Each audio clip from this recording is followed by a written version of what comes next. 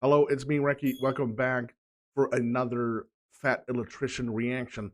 This one is America's Guerrilla Airforce, Claire, Chanel, and the Flying Tigers. I just set the theme behind me here. Let me know what you think about this. You're going crazy, Recky, but I think it looks pretty darn awesome. We got 30 minutes in front of us, packed with an amazing story. Because you haven't checked out Fat Electrician yet, you got to do it.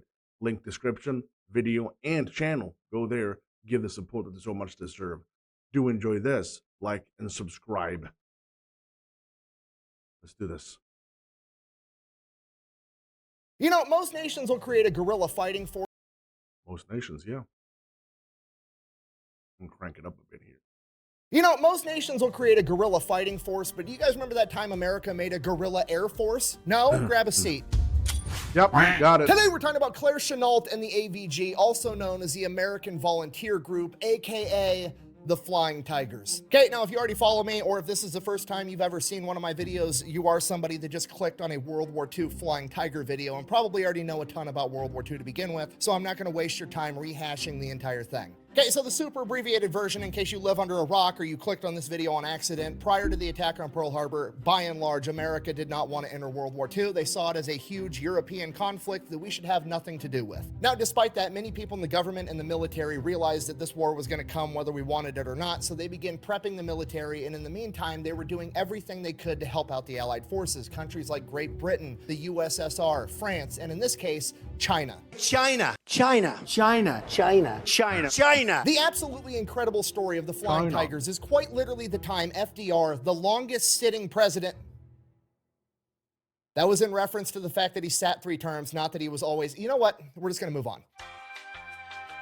We're just gonna push through. Anyways, FDR was approached by this crazy ex-infantryman that became a pilot known as Claire Chenault, aka Old Leatherface. He had recently just gotten back from China where he was working as a civilian contractor, and he realized that, like, hey, Chinese Air Force kind of sucks. It'd be really cool if I could get some American pilots with good training and some American planes and take them over there. I feel like we could wreck house. So he approaches FDR with this idea, and FDR is kind of stuck in this situation of like, well, I can't send over American service members because then that'll be an act of war against Japan. So here's what I'm gonna do. I'm gonna approach 100 of the best pilots and mechanics and ground crew that America has, and I'm gonna let them have the opportunity to get released from their contract. They can resign their commission and become civilians again, as long as they agree that they are then gonna immediately go over to China with Claire Chenault and found a guerrilla air force and fight the Japanese by themselves. And we are gonna get to all of that right after a word from our sponsor. This video is brought to you by World of Warships. Yeah, this is actually all I had to hold up to the camera. It's technically a warship. It's part of the USS Texas, which you can actually play in World of Warships. And not only that, you can have me as the captain. Yeah, they put me inside of the game. Action stations. General quarters. If you don't know, World of Warships is a free game on PC, PlayStation, and Xbox where you get to command some of the greatest naval vessels of all time, like the USS Texas, the USS Iowa, or the USS Enterprise. Or if you're into losing, you can be some of the world's biggest coral reefs, like the Yamato or the Bismarck. Seriously though, go check it out. I'm gonna have it linked down below, and when you use the code VETS4VETS, you're automatically gonna unlock me and Demo Matt, as well as a Tier 4 battleship and a bunch of in-game money and 14 days of free premium play. Wow. So yeah, let me know how bad me and Matt are at voice acting in the comments down below. Let's get back to the video. Farmer's son. Our story begins on September 6th, 1893, when a sweet little baby Leatherface, Claire Chenault, was born. He grew up the son of a cotton farmer and pretty much crushing poverty his entire life. While he was in high school, he ended up seeing an acrobatic air show at the Louisiana State Fair. You gotta remember, this is the early 1900s. Planes are brand new. He'd never even seen a plane before, let alone seen a plane doing acrobatic stunts, and it left such an impression on him that it became his new life goal to become a pilot. Because of this, after graduating high school, he immediately enrolls in college and signs up for the ROTC program at Louisiana State, attempting to become an officer so that he could become a pilot in the United States Army Air Corps. Now you have to realize, not only is this pre-World War II, this is pre-World War I. The United States is not a military superpower yet. The military at this point in time is much, much smaller, and the officer corps is not something that you just go in there because you want to serve your country. The officer corps is something that you get into because you come from a wealthy, aristocratic family, and one day you want to be a politician, or you want to be a career man. Is it just me? Is it like kind of low? Maybe it's just me, though. It's going to make general. Basically, you have to be from the right family and have the right connections. And as a poor farmer's son, he absolutely did not. He was essentially bullied out of the ROTC program his first year there. He would end up finishing his degree at Louisiana State and going on to become a gym teacher. He absolutely hated it, ends up quitting his teaching job, goes and works at a Goodyear tire plant, finds a wife, starts having kids, starts up his family. Shortly after that, World War I breaks out, at which point he's thinking like, okay, the demand for military personnel just went through the roof. Maybe this is my opportunity to finally get a chance to become a pilot. So he goes, he signs up for the Army. He's eligible to go into the officer training program because he does have a college degree, and he specifically requests to become a pilot. Now, he does get accepted to be an officer. He goes through the training program, becomes a 90-day wonder where he gets all of his officer training in 90 days. However, in regards to him being a pilot, the letter he received said, and I quote, "Applicant does not possess the necessary qualifications for a successful aviator."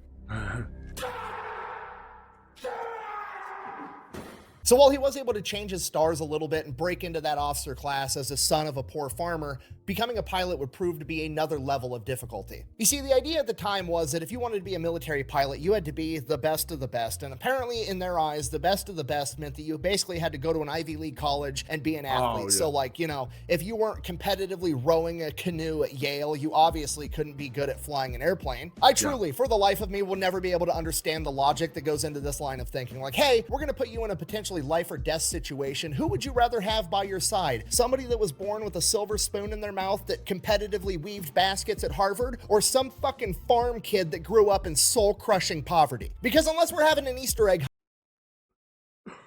I think it's pretty darn obvious which one. The Ivy League guy, right? Come on.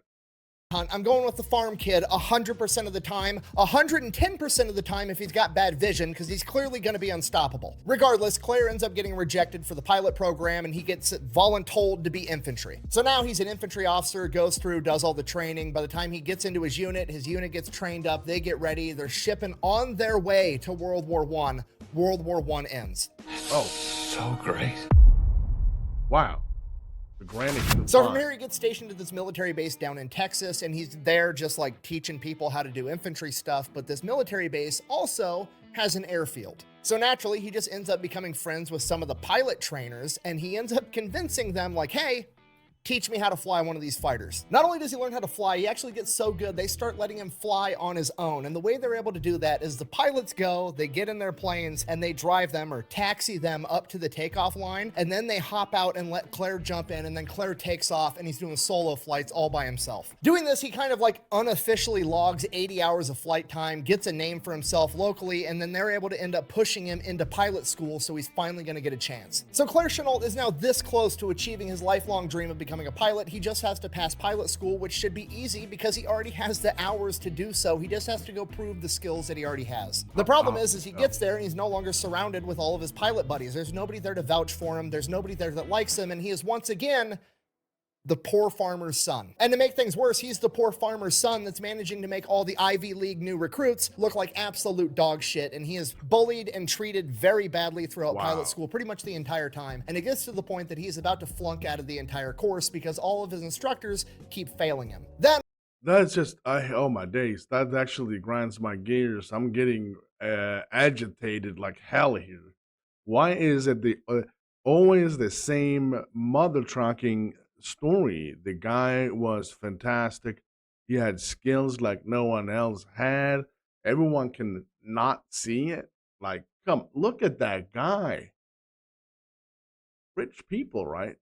on what is to be his last flight ever. He gets one more chance to prove that he's a good enough pilot, and his coaching pilot or cadre pilot is a guy by the name of Ernest Allison. And they go up in the air and he proceeds to, do his thing. He's a little bit more reckless. He feels more comfortable in the airplane. He's doing stunts that maybe he shouldn't be doing. He's trying to show off to this Ernest Allison guy. They come back on the ground, they land, and everybody's like, well, is this guy gonna pass and become a pilot or not? What are we gonna do? And Ernest Allison is like, it's not that he's a bad pilot. He's just fucking crazy and does a bunch of shit that pushes the airplane to its limits. We're gonna pass him, and then we're gonna send him to the Army Air Corps acrobatics team. So now, not only is Claire Chenault a pilot, but he's a stunt pilot that's gonna tour around the United States showing off how good the Army Aviation Corps really is. And Claire, in his typical fashion, he's gotta take it one step further every single time. Not only are the stunts themselves gonna be entertaining, the entire event is gonna be entertaining. Claire designs his signature move. He goes and dresses up like an old woman and sits in the crowd in the stands. And then they're they're gonna pick a random spectator to come out and try to fly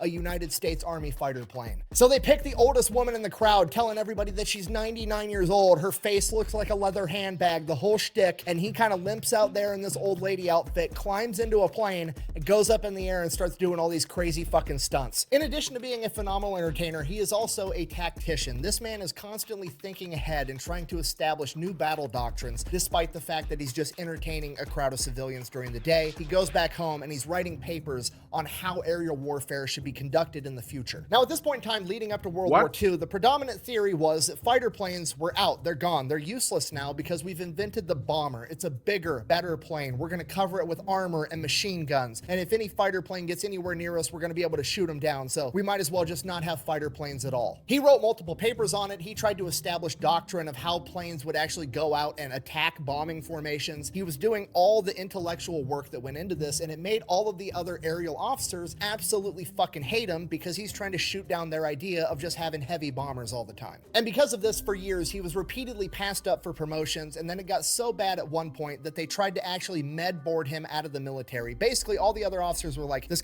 Oh my days, it's just bull crap and bull crap. guy's always fucking coughing all the time, and he has chronic bronchitis because he got the Spanish flu back during like World War I, and the chronic bronchitis just never went away. So they ended up trying to med board him out of the military, at which point he's like, you know what, fuck it. I'm just going to resign and get out. So he's done. He gets out. He separates from the US military, at which point he is almost immediately hit up by the Chinese government of like, hey, you're an aerial acrobat. You're like one of the top dudes in the United States Army Air Corps. What if, hear me out, we pay you to be an advisor and come out and teach all of our guys in the Air Force how to fly a plane? Claire says no, he's not really interested. He's got kids at home. He doesn't want to go all the way over to China. He'd rather stay somewhere inside of the United States, at which point the Chinese government guy is like, hear me out. I'll give you like $1,000 a month, which is like $25,000 a month by today's standard, to which he's like, I mean, I don't want to be rude. Oh, wow. Yeah. Holy crap. He gets paid a lot. So Claire makes his way over to China. He gets there in like either April or May of 1937, and things are way worse than he ever could have imagined. The entire Chinese Air Force only has about 90 functioning airplanes, and they are way outdated. And if that wasn't bad enough, the pilots on average are just they're not very good. So he immediately gets to work. He starts advising the Chinese government on like, hey, here's the planes and the equipment that we need to start procuring. He's trying to train the officers on all the different things they need to do. And he's also trying to train the pilots on how to become better pilots. This goes on for a little while, and honestly, things are going kind of great. The Chinese pilots are very receptive to everything he has to teach them. The Chinese government's very receptive and trying to get him all the equipment that he needs. He's finally getting the respect that he deserves and wished his own government had treated him with all along. But then, after being there for about 2 months, in July of 1937, the Japanese attacked China and began the Second Sino-Japanese War. And just so we're on the same page, when I say they started the war, I don't mean they like sent a letter declaring war like, hey, we're fighting now, or they attacked a military installation. No, they just started sending bombers into Chinese cities and started carpet bombing civilians. And at this point, the entire Chinese military, including Chiang Kai-shek himself, literally the leader of China, looks to Claire Chennault like, what are we gonna do? And while Claire's been making some big improvements to the Chinese Air Force, they're absolutely nowhere near ready to go toe-to-toe with the Japanese, so he has to come up with some kind of plan to slow them down. So on one hand, this is absolutely a horrible situation to be put into, but on the other hand, this is Claire's chance to prove that all of the intellectual work that he'd done over the course of the last decade, all of his battle plans, all of the doctrine that he developed, this was now to show you true colors. His chance to prove that it could work. Oh my and that days. Fighter planes deserve their slot on the battlefield. Best way to go about that is to start off with the one strategy that we know for sure works: dive bombing a naval vessel. In August of 1937, under the command of Claire Chennault, the Chinese Air Force successfully dive bombed the Japanese ship, the Ismo. It is the first successful naval dive bomb in world history. This sent a pretty powerful message to the Japanese, like, China's not just gonna lay down and take it, we're gonna fight back. And the Chinese government was so happy with the leadership that they were getting under Claire Chennault that they actually ended up buying him a $50,000 Curtiss Warhawk plane so that he could observe the battle and conduct reconnaissance, definitely not go up on missions and rack up 30 fucking kills because he was a civilian contractor at the time. Yeah, he didn't do anything. He was observing. Allegedly. Yeah. He's absolutely right. Now, to be perfectly clear and intellectually honest, I'm not saying that he did rack up 30 aerial kills. I'm not saying that I can prove that. Not saying anyone ever has. I'm just saying a lot of people seem to think that he did, and he would never really admit one way or the other. But what we do know for sure is that after the successful dive bombing on the Ismo, Claire was like, you know, if it works on boats, I bet it'll work on planes too. And that became the strategy. We're going to dive on the bombers and shoot them down as we fly past them. Now, the problem is that the Chinese planes weren't fast enough to be able to scramble, get up in the air, get at a higher altitude than the bombers to be able to sneak up on them in time. So Claire had to come up with another way of knowing when the Japanese were coming. So he had to have the Chinese go and set up observation posts all over China where these popular Japanese bombing routes were. And they were going to radio back and be like, hey, the planes are coming, here's the route they're taking, at which point he would be able to scramble the Chinese Air Force, get them up in the air and at a higher altitude than the bombers so they could sneak up and dive and shoot them as they flew past. Claire referred to this as the bamboo radar, and it worked pretty decently well. It would work a lot better if he had better planes and better pilots, but he's doing the best he can with what he has. And he continues to do that for the next 2 years, 1937, 1938, 1939. Claire is there helping the Chinese Air Force fight the Japanese. But eventually the Japanese are just too much and they completely overrun the capability of the Chinese Air Force. All the planes have been shot down, all the best pilots have been killed, and at this point there's nothing left that Claire can do, at least by himself. Now at this point Claire could absolutely cut and run. He's been making $1,000 a month for the past couple of years. He could go back home and live happily ever after, but that's not what he wants. He actually wants to help the innocent people in China that are getting slaughtered by the Japanese military. He knows that he can win this fight. He just needs better pilots with better planes. So with the help of the Chinese government, he goes back to America, goes to Washington, D.C., and begins lobbying the United States government to send over the American Air Force to help out. And you gotta remember, this is January 1941. This is pre the attack on Pearl Harbor, okay? Not going to war sentiment is at a peak in America. So any request for military involvement from him or the Chinese government is shot down immediately. I think it's completely insane. I'm telling you. America is not even involved in the war yet. And he goes back trying to lobby this for the American government, saying that we need to help them. How the hell? So he actually managed to get, I wonder how he did. I'm just going to keep doing this. Shut up, Recky. At which point he pivots and he's like, fuck it. What if I just get a bunch of volunteers like me and I get them over there? We'll figure out how to get planes. So that's what he does. He comes up with the concept for the AVG, the American Volunteer Group. He's going to get a bunch of American volunteers and they are going to go over there and they're going to fight the Japanese. And as I'm sure you can imagine, going into military bases and essentially reverse recruiting people out of the military to go fight in a war across the ocean didn't go over that great with many officials or their chain of command. It caused such a stir, in fact, that FDR heard about it, and when he heard about it, he loved the idea because he actually wanted to be involved in World War II. It's his constituents that didn't, so he decided he was going to help Claire out. He basically greenlit him to have 100 of the best pilots in the United States Army Air Corps released from their contract. They were going to be allowed to resign their commission and go over to China with him. In addition to the 100 pilots, he was also going to get 200 of the best ground crew available. And they're going to get 100 P-40 Warhawks to go with them.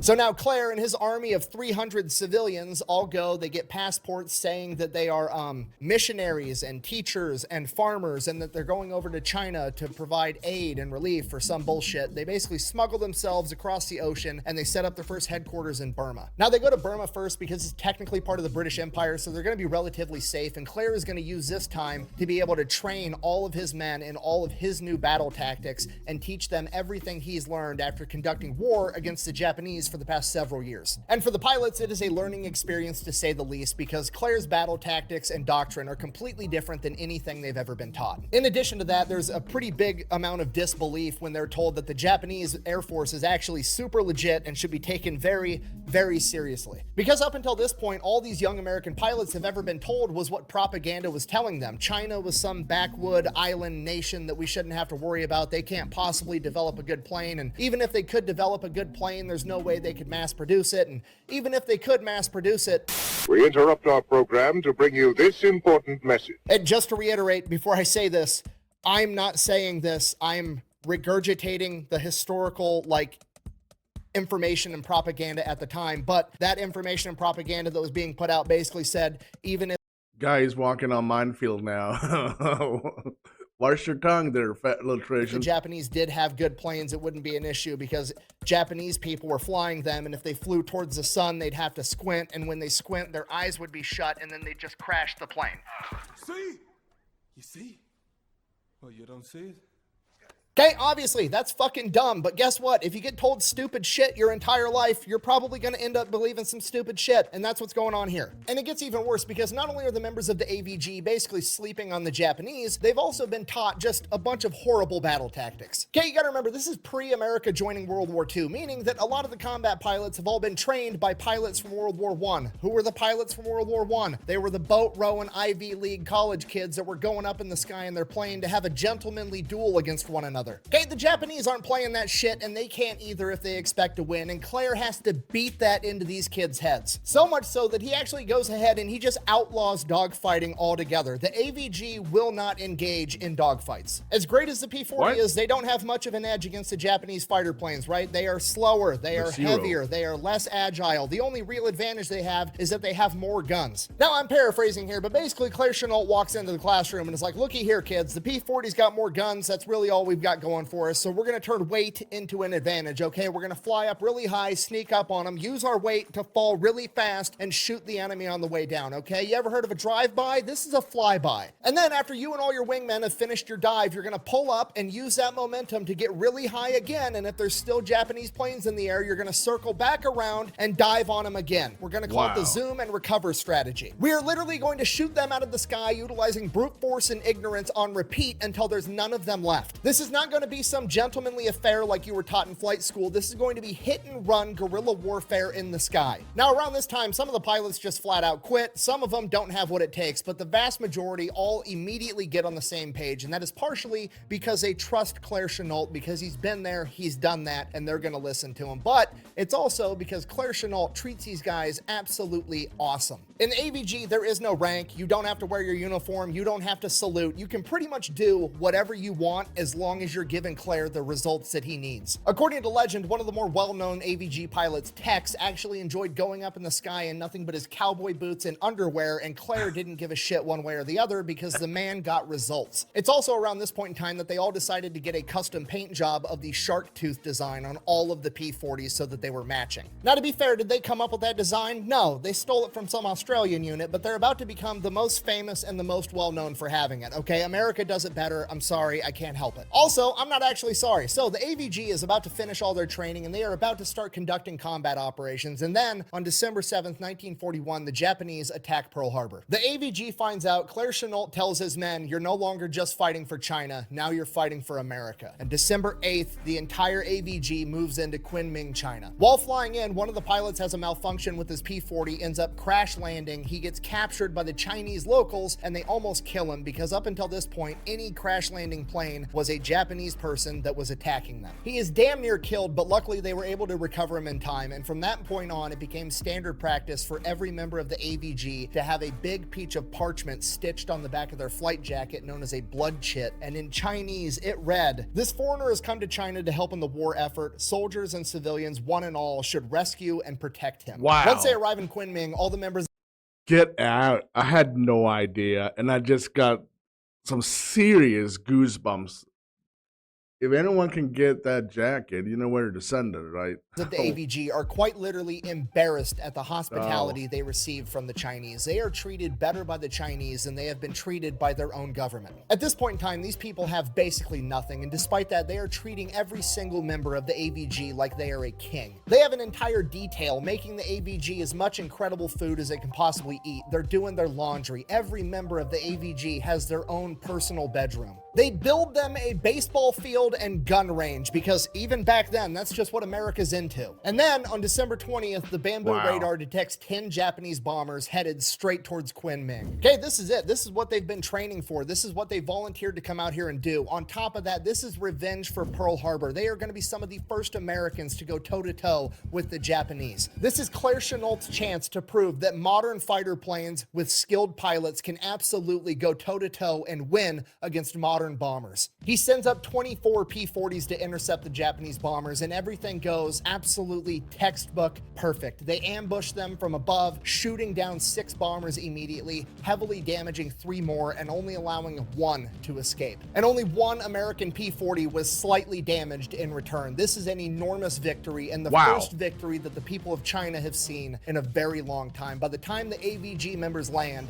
they are already national heroes. The Japanese, however, are absolutely pissed. They sent in 10 bombers with no fighter escort because they didn't think the Chinese had any capability of defending themselves. The AVG is showing up and interrupting them slaughtering innocent civilians, and they're not going to stand for it. They are immediately going to hit back twice as hard, and this time, they're going to come ready. 3 days later, on December 23rd, 1941, the Japanese send 40 bombers and 20 fighter escorts to attack. The AVG goes up, shoots down 12 of them, and loses 2 in return. Infuriated and embarrassed again, the Japanese attack 2 days later on Christmas with over 100 Japanese planes. The AVG was only able to scramble 12 planes in time. Despite that, they managed to shoot down 25 enemy aircraft. Unfortunately, 2 American P-40s were shot down, but both pilots were able to successfully crash land, and both of them survived. In the span of 5 days, the AVG has managed to shoot down approximately a third of the Japanese Air Force in that area. By this point, word of them has spread all throughout China, and they're beginning to call them the Feihu, or the Flying Tigers.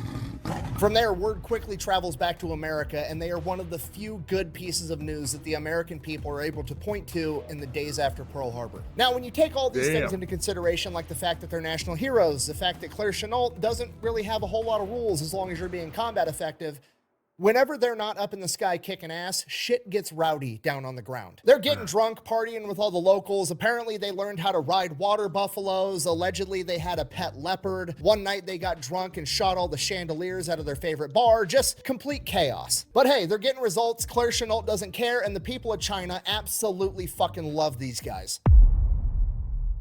Oh, wow. Now, because every time Japan sends over a bunch of planes, the Flying Tigers go up and shoot down a shit ton of them, they kind of slow down the whole bombing innocent civilians for fun thing. Apparently, it's not fun to bully people when you get bullied back. Who'da thunk? Now, despite the fact that the Flying Tigers are outrageously successful and they lose very few planes and very few men in proportion, when you only have 100 planes and 100 men to begin with, it starts to add up pretty quick. By February of 1942, the Flying Tigers only have about 30 operational planes altogether.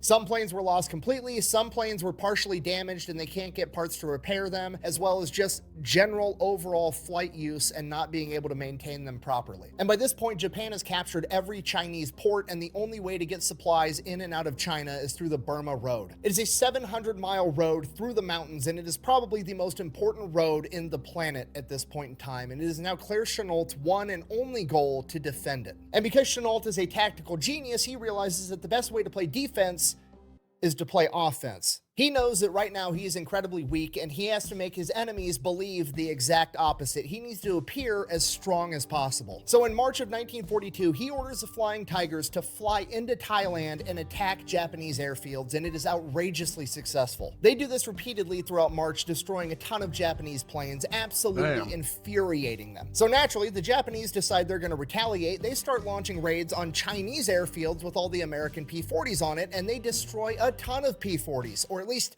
that's what they think. Fell victim to one of the classic blunders. Claire Chennault had the Chinese make paper-mache P-40 replicas, paint job and all, and the Japanese were flying around shooting at quite literally paper tigers. This isn't even trolling at this point, okay? This is art. Leatherface is literally 10 steps ahead of the enemy at all times, and it's fucking beautiful. This goes on for a couple more weeks, and then in May of 1942, the Japanese army is caught by the Chinese trying to cross the New River into China with a massive force. Now, this is horrible news, but it's kind of a good thing because the only way to get across this river is by bridges, and bridges are a choke point where a small number of people are going to be able to hold off a much larger number of people, especially if you had some P-40s flying overhead. And as luck would have it, the Flying Tigers just got resupplied with a couple of new Flying Tigers that are capable of carrying bombs.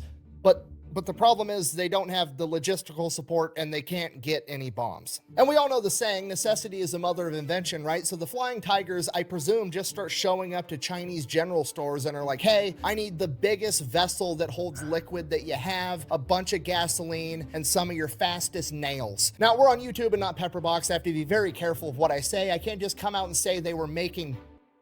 But you're catching my drift. They got creative and manufactured their own equipment. You said bomb. What's wrong with saying bomb? You didn't say bomb. Bomb, bomb, bomb, bomb, bomb, bomb, bomb, bomb, bomb, bomb, bomb, bomb, bomb, bomb. You gonna arrest me? So that alone is absolutely terrifying. But you know what's even scarier is Claire Chenault, the tactical genius, is the one running the show here. And you know what's more effective than just bombing the enemy? If you flew over the river, past the enemy that's pinned up against the river, and just bombed all the supplies trying to get to him. So now the entire Japanese army is just stuck up against this river with no supplies for like a month. The Flying Tigers almost single-handedly halt the Japanese army. Literally hundreds of thousands of men just fucking stuck there and starving. Dude, what do I do?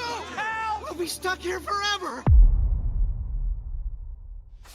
Now, by this point, like mid-1942, the American military is really starting to get into gear, and they're actually starting to get forces out into this area. And a lot of the high-ranking military officials do not like the fact that Claire Chenault and the Flying Tigers are by far and away the most effective aerial combat unit in the United States military at this point. They have the most aces. They literally have 25 aces, and they only started off with 99 pilots. They have over a 20-to-1 loss ratio against the enemy, and by far and away the most experienced combat pilots in the world at this point in time. So there's this huge push with most okay, so this is probably one of the coolest sheets I ever said.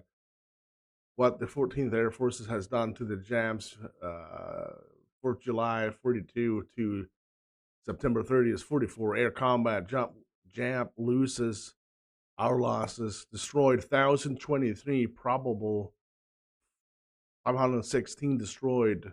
Oh, wow, there's a lost 105. That is incredible. Look at that. Wow. I would love to have this down here.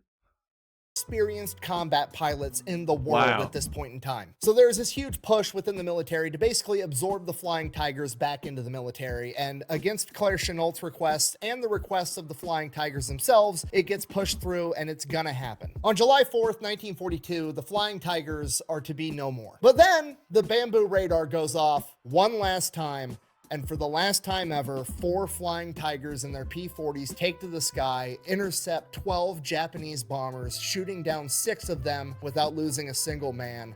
And when they land, the Flying Tigers are officially decommissioned. After 7 months in combat, 23 of the 99 Flying Tigers would die in the line of duty. 4 of them in aerial combat, and the rest to ground fire and training accidents. But they took with them 299 Japanese aircraft. Claire Chenault is to re-enter the United States military at the rank of colonel, and the rest of the Tigers are presented 2 options. They can return back to their previous unit, or they can stay and assist Claire with transitioning the new force over. All of the Flying Tigers are absolutely furious. Claire Chenault doesn't want this to happen. None of the Tigers want this to happen. They had an absolutely incredible team, and they wanted to keep it together as long as possible. Because of that, many of them choose to leave immediately and return back home to their original unit. Luckily, a couple of the Flying Tigers do stay and help Chenault with this transition, and it is a very rough transition because the new man in charge is Joseph Stilwell, aka Vinegar Joe, one of the most controversial and disliked generals in American history. I mean, the audacity for this dude to show up in theater and just be like, wow, you've accomplished all of this with only 300 men. You know what I should do?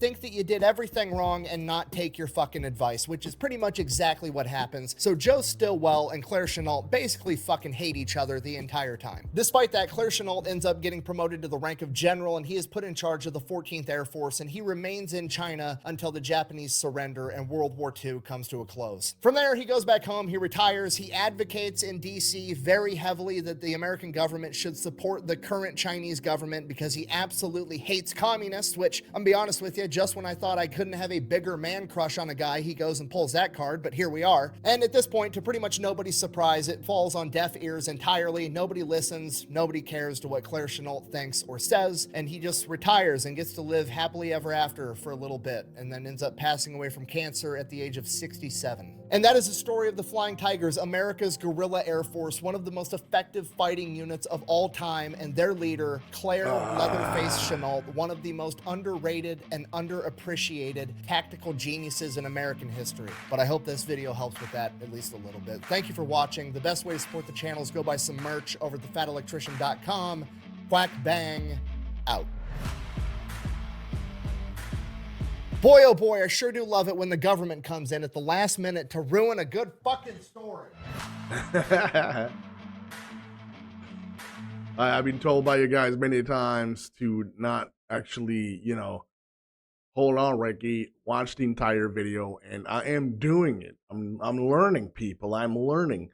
Once again, and I'm gonna say it once again, I have learned something from Fat Electrician. I learned a story that I would never in my life know about if it wasn't for the suggestions from you guys and, of course, for the Fat Electrician. If you haven't checked it out, link for the channel and for the video we just watched will be located in the description. I suggest you go there and give him the support that he so much deserves. An amazing story about an underdog. He just got the job done. He didn't need anyone. Well, luckily, the president just said, well, I want to get in the war. I'm going to give you this. Here you go. Boom, do it. And that was just incredible. I am completely blown away by the story, the heroism, and the sheer ass-kicking feeling they had. The lost for words. That's what I'm going to say. A big thank you to everyone who supports me on Patreon, and of course on channel membership. A big shout out to Supreme Tier donators over by Patreon, of course channel membership. Personal shout outs goes to the ultimate supporters. And that's going to be Deja, Dwayne, Robert, Matt, Barbara, Kathy, Sarah, and Terry. Such an amazing team right there. Well, that will be the end of it. Thanks so much for watching. I'm Recky. You stay safe.